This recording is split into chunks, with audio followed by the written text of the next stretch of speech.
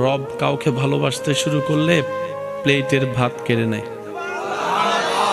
আমরা কাউকে ভালোবাসলে এসি রুমে রাখি, রব কাউকে ভালোবাসলে ইব্রাহিম নবীর মতো আগুনে ফেলে।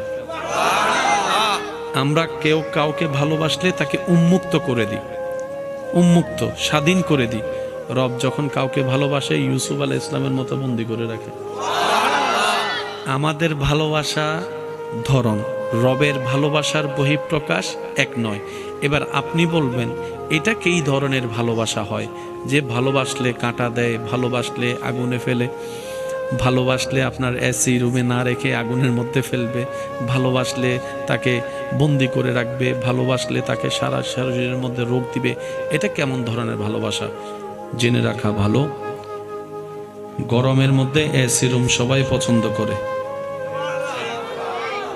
গরমের মধ্যে এসি রুম সবাই, ক্ষুধার্ত অবস্থায় খাবার সবাই। আর এই ক্ষেত্রে ভালোবাসার আসল কি নকল বোঝা যায় না।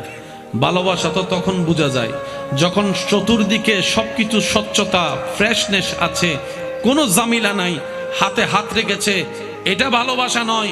যখন পকেটে টাকা থাকবে না তারপর হাত ধরে রাখবে, এটা না ভালোবাসা। তাই তো আমার যুবক ভাইয়েরা বলে বিপদকালে বন্ধুর পরিচয়। এবার আসুন আমরা একটু দুনিয়াবি হিসাব মিলাই। এখানে আসার সময় মোবাইল এনেছেন, টাকা এনেছেন, কত কিছু এনেছেন। যদি কেউ আপনার থেকে সে মোবাইলটা নিয়ে আপনি ঝগড়া করবেন, কারণ কি? এটা আপনার, আপনি এনেছেন, আপনি কিনেছেন। বলেন তো আসার সময় কি এনেছি আমরা? খালি বলেন না। দুনিয়াতে আসার সময় কি এনেছি?